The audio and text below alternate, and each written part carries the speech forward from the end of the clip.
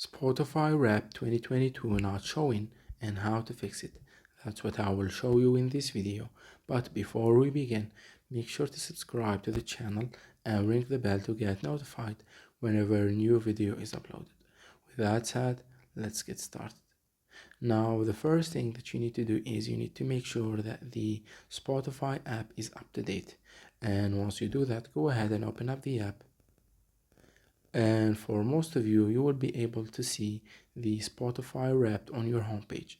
However, if you can't find it, you can easily click on the search icon at the bottom left, and you will be able to find it here in the categories.